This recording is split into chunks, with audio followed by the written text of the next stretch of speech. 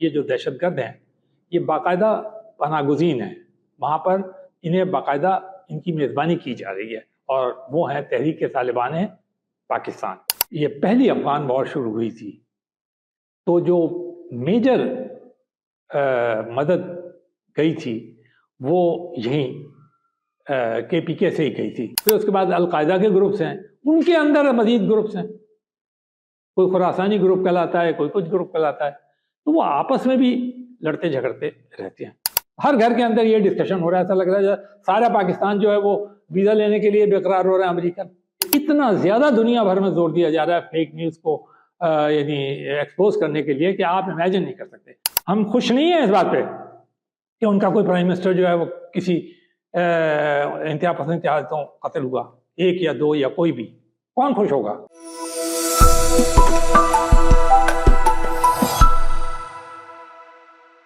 بھی ایکسکلوسیو کے لیے کراچی سے میں ہوں وقاص خان، میرے ساتھ موجود ہیں تجزیہ کار منور مرزا صاحب۔ اچھا منور صاحب، موجودہ پاکستان کی جو صورتحال ہے، چاہے وہ سیاسی ہو یا دفاعی ہو، دہشت گردی کی ایک نئی لہر جو ہے اس کے زد میں ہے پاکستان، تو آپ اس دہشت گردی کے جو معاملات ہیں اس کو آپ کس تناظر میں دیکھتے ہیں؟ دیکھیے، دہشت گردی کے جو معاملات ہیں اس میں سب سے پہلے جو چیز ہم دیکھیں گے وہ یہ ہے کہ گورنمنٹ کا آفیشیل بیان اور فوج کا آفیشیل بیان کیا ہے۔ تو اس نے یہ بتایا ہے کہ دو ایسی جگہیں ہیں جہاں سے ان دہشت گردوں کو سپورٹ مل رہا ہے۔ ایک ملک ہے افغانستان، جہاں پر یہ جو دہشت گرد ہیں یہ باقاعدہ پناہ گزین ہیں، وہاں پر انہیں باقاعدہ ان کی میزبانی کی جا رہی ہے، اور وہ ہیں تحریک طالبان پاکستان، ٹھیک ہے۔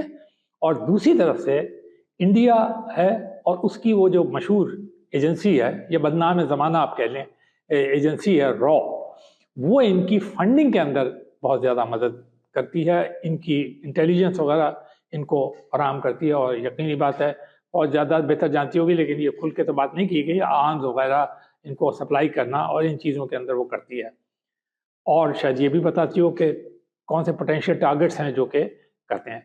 تو سب سے پہلے تو ہمارے ذہن میں یہ بات بالکل کلیئر ہونی چاہیے کہ سورسز کیا ہیں جو دہشت گردی کے ہیں، تو وہ ایکسٹرنل سورسز ہیں، ٹھیک ہے نا۔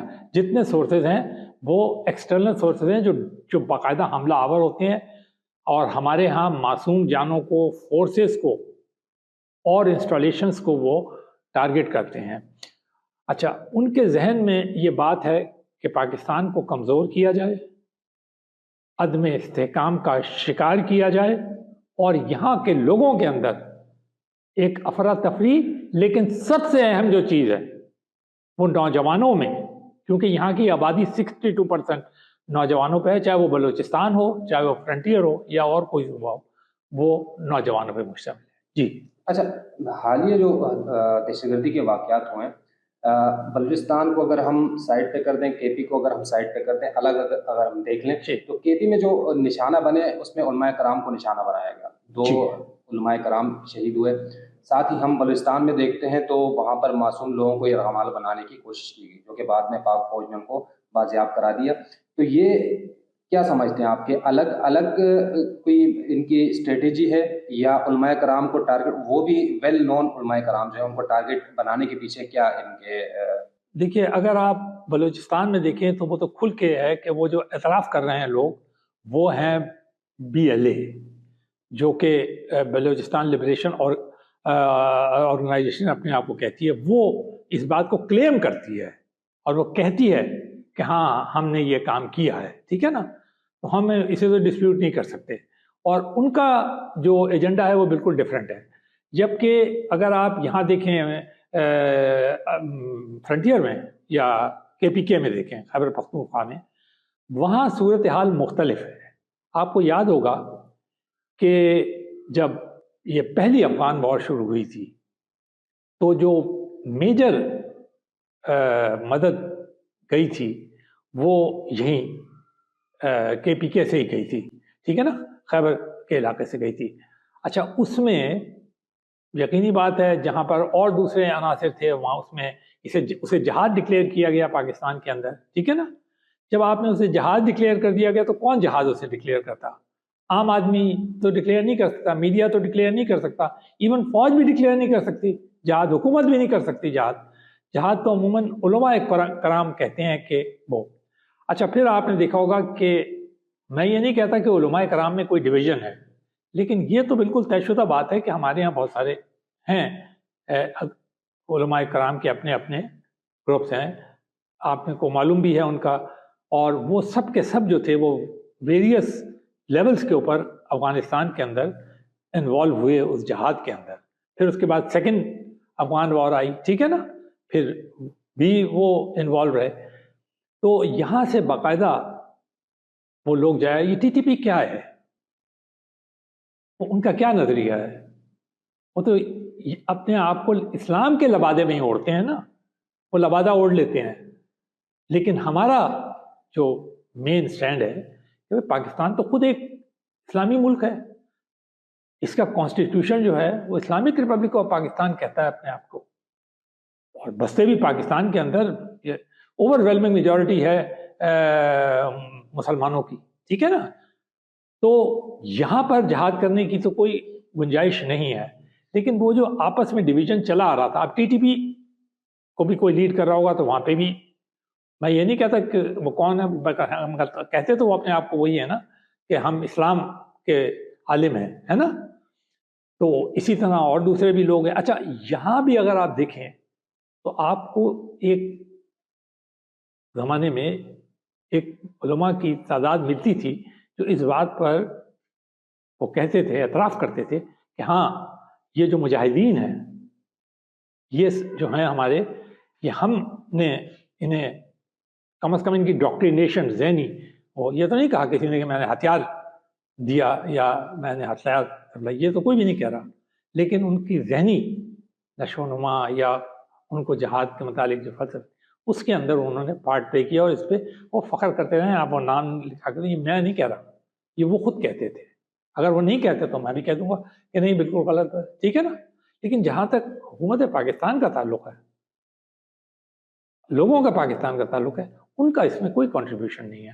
تو اب یقینی بات ہے اگر ان کے درمیان کوئی ڈویژن ہو گیا ہے، آپ نے دیکھا ہوگا ٹی ٹی پی میں بھی بہت سارے گروپس ہیں، یہ تو بالکل کھلی بات ہے نا کہ ٹی ٹی پی میں. اچھا ایون اگر آپ دیکھیں کہ وہاں پر جو یہ انتہا پسند گروپس ہیں، اس میں بھی ایک طرف وہ ہے عبوری حکومت ہے افغان، ہے نا، جو اپنے آپ کو تحریک طالبان افغانستان کہتی ہے، ٹھیک ہے. پھر اس کے بعد وہ ہے داعش ہے، پھر اس کے بعد القاعدہ کے گروپس ہیں، ان کے اندر مزید گروپس ہیں، کوئی خراسانی گروپ کہلاتا ہے، کوئی کچھ گروپ کہلاتا ہے. تو وہ آپس میں بھی لڑتے جھگڑتے رہتے ہیں. یقینی بات ہے کہ چونکہ اس ایریا سے زیادہ گئے ہیں تو وہ یقینی بات ہے وہ وہی لوگ ٹارگٹ کر رہے ہیں. لیکن اس میں بھی ہاتھ ایکسٹرنلی ہے، کیونکہ جب وہ یہ دیکھ رہے ہیں کہ یہ قوم منظم نہیں ہے، قوم معاشی طور پہ مضبوط نہیں ہے، قوم کی سیاسی جو جماعتیں ہیں وہ اپنا اپنا راگ الاپ رہی ہیں، ہے نا، باوجود اس کے کہ ان کی نیشنل اسمبلی موجود ہے جہاں پر سارے مسائل حل کیے جا سکتے ہیں، آپ کے پاس ایک مضبوط فوج موجود ہے، تو وہ سارے ادارے موجود ہیں، سپریم کورٹ وغیرہ سب موجود ہے، اس کے باوجود بھی وہ اپنا، یقینی بات ہے اس قسم کے واقعات سے تو پھر آپ کو گزرنا پڑتا ہے. اچھا سر، کراچی میں ہم نے ایک دور میں دیکھا کہ ٹارگٹ کلنگ کے واقعات سامنے آئے، اس میں اہم شخصیات بھی ماری گئی، نشانہ بنی، اور اس نتیجے میں جب آپریشن ہوا تو را کے بہت سارے ایجنٹس، نہ صرف ایجنٹس پکڑے گئے بلکہ ان سے کچھ مواد بھی برآمد ہوا. تو میرا سوال آپ سے یہ ہے کہ جو یہاں پر گرفتاریاں ہوتی ہیں اس طرح کے را کے ایجنٹس کے حوالے سے، تو کیا مقدمات صحیح طریقے سے چل نہیں پا رہے جس وجہ سے دوبارہ مضبوط ہو کے آ جاتے ہیں، یا پھر ایسا کوئی ان کے پاس ثبوت نہیں ہوتا جس وجہ سے چھوٹ جاتا ہے؟ نہیں، ایسا تو بالکل نہیں ہوتا. دیکھیے یہ تو بڑے ہائی پروفائل ٹارگٹس ہوتے ہیں. میں آپ کو ایک بہت ہی ریسنٹ کیس بتا دیتا ہوں جس سے آپ کو اندازہ ہو جائے گا کہ پاکستان میں حکومتی سطح کے اوپر اس قسم کی کوئی وہ نہیں ہوتی.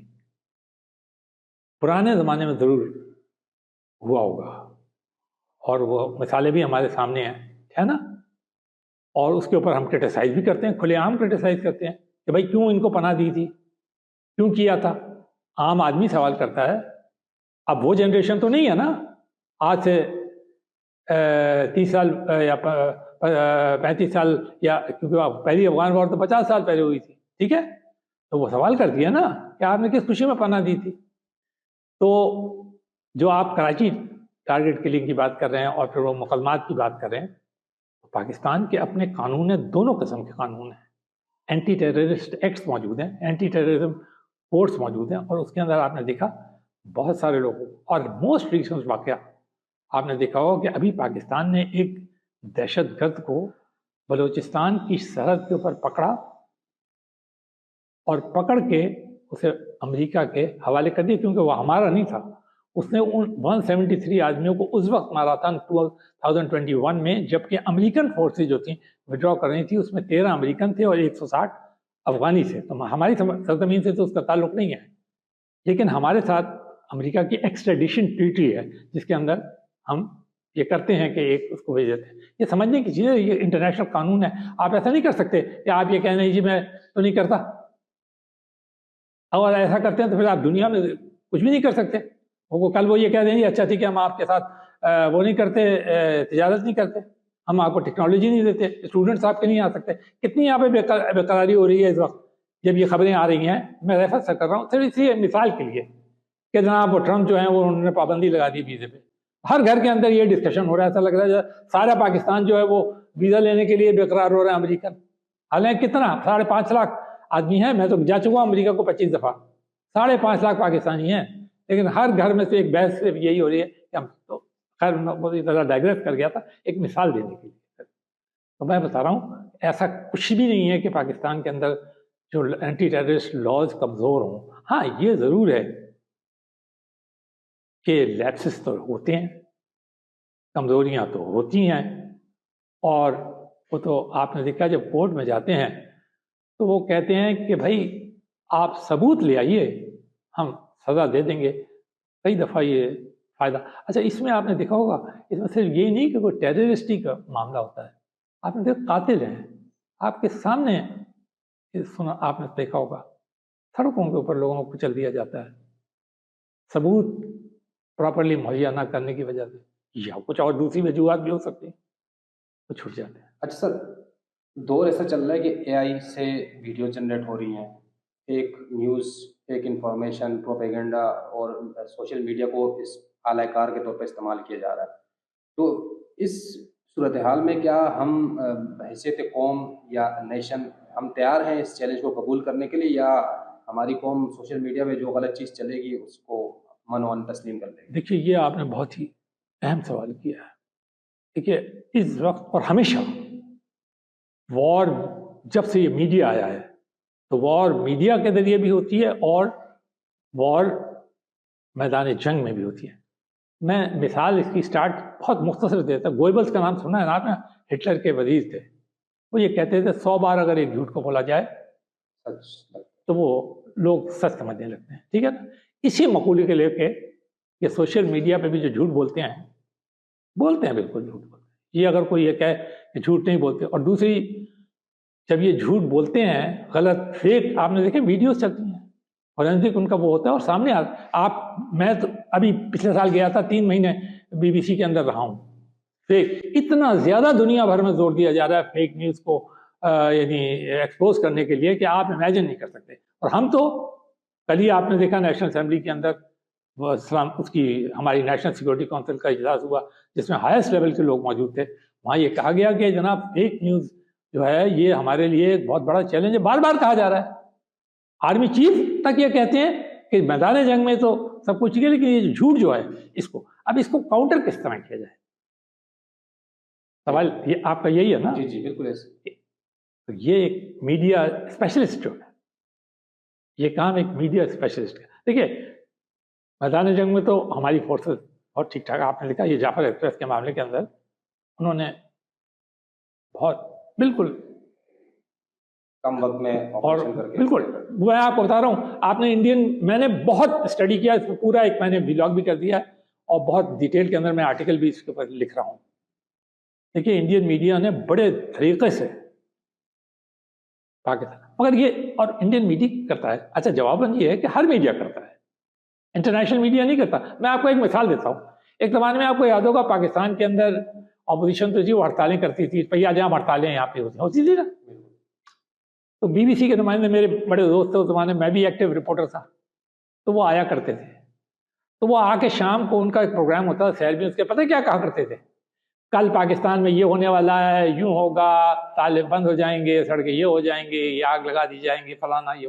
اور دوسرے دن سب کچھ تو ایسا نہیں ہوتا تھا، مگر ایک انسٹیگیشن وہ کرتے. انڈیا کا اسٹرانگ میڈیا ہے، ہزاروں کی تعداد میں ان کے پاس چینلز ہیں. کہتے ہیں 300-400 چینل تو روزانہ بند ہوتے ہیں اور 300-400 چینل روزانہ نئے کھلتے ہیں. ان کے پاس اتنا پیسہ ہے. اور پھر سوشل میڈیا بھی ان کا اسٹرانگ ہے. اچھا، اب وہ انفلوئنس کرتے ہیں ہمارے یہاں. آپ نے دیکھا ہوگا 2 طریقے سے وہ انفلوئنس کرتے ہیں. ایک طریقہ تو ہمارے یہ ہوتا ہے کہ جیسے ایک جرنلسٹ ہے نا، مشہور جرنلسٹ ہے، اس کو آپ نے بٹھا لیا. اب وہ پراپرلی بریفڈ ہوتے ہیں اپنی ایجنسی سے، ان کے جو اینکرز ہیں، اور اس میں کوئی حرج نہیں. یہاں بھی بریفنگ ہوتی ہے، کرتے ہیں بریفنگ. آپ کو لینا پڑتا ہے نا. اب فوج کا معاملہ ہے تو کس سے آپ بریفنگ لیں گے؟ فوجی اسی سیکورٹی والوں سے ہی کہیں گے نا فون کر کے. آپ تو خود جرنلسٹ ہیں، آپ کو پتا ہے. اب انہیں وہ پورا وہ گائیڈ کرتے ہیں کہ دیکھیں آپ اس طرح کر لیں، یہ اس کو ہم اس جگہ ہٹ کرنا چاہتے ہیں. اب وہ سوال ہی ایسا پھینکیں گے پاکستانی جرنلسٹ کے اوپر کہ اگر وہ بہت ویل پریپیئرڈ نہیں ہے اور اس کو پتہ نہیں ہے کہ یہ سوال کا جواب کس طرح استعمال ہوگا. آگے بٹھایا ہوتا ہے انہوں نے ایک ڈیفنس اینالسٹ. اب وہ اگر وہ کہتا ہے کہ جی دیکھیے بلوچستان میں یہ ہو گیا یا کے پی کے میں یہ ہو گیا، وہاں تو یہ ہے، وہاں پہ تو وہ اپوزیشن یوز کر رہی ہے نا، وہاں پہ استحکام نہیں ہے، وہاں پہ تو جمہوریت نہیں ہے، فلانا. اب یہاں پہ بھی اپوزیشن تو یہی کہتی ہے نا، وہ اس کے ان بیانات کو ریفر کر کے آپ کو کرتے. اب آپ کیا جواب میں ہمارا جو وہ آئے وہ حالانکہ یہ بالکل غلط. آپ کو وہیں رہنا چاہیے. جعفر ایکسپریس کا معاملہ ہے نا، تو آپ بالکل یہ جواب دے سکتے ہیں کوئی میڈیا پرسن کہ دیکھیے آپ جعفر ایکسپریس کے معاملے پہ سوال کر رہی ہیں نا، یہیں رہیے یا رہے، ٹھیک ہے. اب اس کا جواب آپ نے دیا. نتیجہ یہ کہ وہ اگلا اسے استعمال نہیں کرتا. نہیں تو وہ کہتا ہے دیکھیں اب یہ پاکستان کے بیٹے خود مان رہے ہیں تو کہ ان کے یہاں نہ جمہوریت ہے، نہ ان کے یہاں وہ ہے، ان کے یہاں تو بڑا ڈویژن ہے، ان کی سوسائٹی میں ڈویژن ہے. اب ہم لوگ کارنر ہو جاتے ہیں. یہ ایک طریقہ ہے فیک نیوز کا، ٹھیک ہے. دوسرے پھر وہ جو آج آرٹیفیشل انٹیلیجنس اور یہ وہ جو ہیں یہ، لیکن وہ بہت جلدی پکڑا جاتا ہے کیونکہ آج کل بڑی مضبوط قسم کی انہوں نے فیکٹ چیکنگ ایپس بنائی ہوئی ہیں. میں نے خود جا کے بی بی سی میں دیکھا ہے پچھلے سال، بڑا مضبوط فیکٹ چیکنگ ان کا طریقہ ہے. مجھے کوئی وہ نہیں ہے ارمان یا کہ میں یہ اس طرح جو لوگ کہتے ہیں نا کہ جی وہ جو تجربے کار لوگ مطلب تجربہ خود ہوتا ہے مطلب اس کا کہ جی آج میں نے زندگی 40 سال ٹاپ موسٹ چینلز میں اس میں گزاری ہے اور لکھا بھی ہے ٹاپ موسٹ اخباروں میں یہاں بھی اور باہر بھی. لیکن یہ بات تو طے شدہ بات ہے نا کہ اگر وہ لوگ جو کہ یہ کاؤنٹر کرنے کی کوشش کر رہے ہیں اس پروپیگنڈے کو فیک نیوز کے، اگر وہ کامیاب ہوتے، وہ سکسیسفل ہوتے تو پھر تو یہ ختم ہو چکا ہوتا. یہ ختم نہیں ہو چکا تو غیر مؤثر تو ہو چکا ہوتا نا. لوگ تو لیکن لوگ تو متاثر ہو رہے ہیں. آپ نے دیکھا شیئرنگ بھی یہاں پہ کتنی فاسٹ ہوتی ہے. اس کا مطلب ہے ہم وہ اویئرنیس اپنے عوام میں، خاص کر پڑھے لکھے نوجوانوں میں جو یونیورسٹیز وغیرہ میں ہیں، ان کے اندر پیدا کرنے میں کامیاب نہیں ہو رہے کہ میڈیا کی خبریں کس طرح ریسیو کی جاتی ہیں اور کس طرح ذہنی طور پر لیکن میں خود ایڈٹ کرتا ہوں تو مجھے اندازہ ہو جاتا ہے.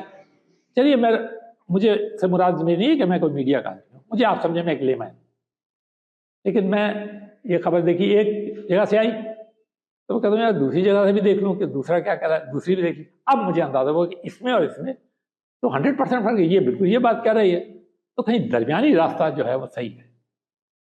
تو ہمارے کو یہ اویئرنیس ڈیولپ کرنی پڑے گی کہ ہمارے نوجوان یا پڑھے لکھے لوگ یا ایون عام آدمی بھی وہ یہ توازن ذہنی طور پہ قائم کرے کہ میڈیا کی جو فیک نیوز ہے اس میں کتنی حقیقت ہے کتنی حقیقت نہیں ہے.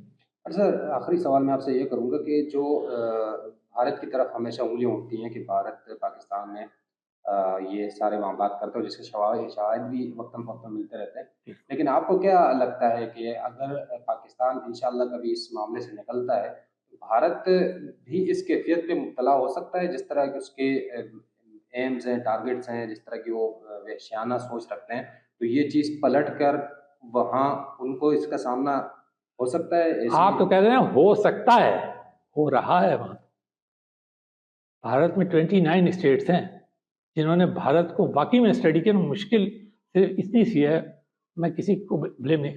ہمارے یہاں لوگ پڑھتے نہیں ہیں، سنتے نہیں ہیں، کہتے زبانی کہہ دیتے ہیں بھارت یہ کر رہا ہے. تھوڑا سا اسٹڈی کر کے دیکھ لیں وہاں کتنی تحریکیں چل رہی ہیں، بہت ساری تحریکیں. میں ایک مثال صرف آپ کو دوں گا وہ کیا کر سکتے. سکھ موومنٹ بلو سٹار ہوا تھا نا، آپریشن گولڈن ٹیمپل کے اوپر. میں اس زمان ایکٹیو جرنلزم کر رہا تھا اور میں ایک ایک چیز کو میں مطلب مانیٹر کرتا تھا. پاکستان ان کا پڑوسی ہے تو یہ جیسے وہ مانیٹر کرتے ہیں، ہم بھی مانیٹر تو کرتے ہیں نا کہ کیا ہو رہا ہے کیا نہیں ہو رہا ہمارے پڑوس کے اندر. اور ان کے ایسٹ پنجاب تو ہمارے ساتھ لگا ہوا ہے. اس کے بعد کیا ہوا، ایک وزیر اعظم قتل ہوا، دوسرے وزیر اعظم کا قتل ہوا. کیا ان کی ساری ایجنسی فوج سب نے مل کر، جس کی تعداد 14-15 لاکھ بتائی جاتی ہے، دنیا کی دوسری تیسری بڑی آرمی اور وہ ہے سب سے کہتے ہیں سب سے بڑی ایجنسی ہے، تو کیا روک لیا انہوں نے؟ کیا انٹیلیجنس نے کام کیا؟ نہیں کیا نا. تو جب آپ بلیم کرنے کے لیے جاتے ہیں، مجھ سے ایک انڈین چینل نے یہ سوالات کیے تھے تو میں نے جواب میں ان کو یہ کہا کہ ہمارے زخم کے اوپر اگر ہاتھ رکھیں گے تو پھر ہم خوش نہیں ہیں اس بات پہ کہ ان کا کوئی پرائم منسٹر جو ہے وہ کسی انتہا پسند جہازوں قتل ہوا، ایک یا دو یا کوئی بھی. کون خوش ہوگا؟ انتہا پسند کا تو ہم خود کہتے ہیں کوئی مذہب ہی نہیں ہوتا، لیکن یہ آپ کے ساتھ بھی ہوتا ہے تو خوش نہ ہو. اور پھر آپ کو معلوم ہے اس کا مجموعی حل کیا ہوتا ہے. ہمیں کوشش یہ کرنی چاہیے انہیں ہم سے بڑھ کر، کیونکہ وہ ہم سے زیادہ ہیں، وہ ہمارے دشمن ہیں، لیکن ضروری تو نہیں ہے کہ دشمن ہمیشہ ہی دشمن رہیں. کہیں جا کر کوئی کچھ تو ایسے کامن پوائنٹس نکل ہی آتے ہیں کہ کچھ چیزوں کو دور رکھ کے کہیں نہ کہیں اپنے عوام کی خاطر کچھ آگے بڑھا. لیکن اس کے لیے بالغ نظر سیاسی قیادت کی ضرورت ہے، جو ایسا نہ ہو کہ عوام کے پیچھے چلتی ہو، وہ ہو جو عوام کی رہنمائی کرنا جانتی ہے. ٹھیک ہے، تھینک یو سر.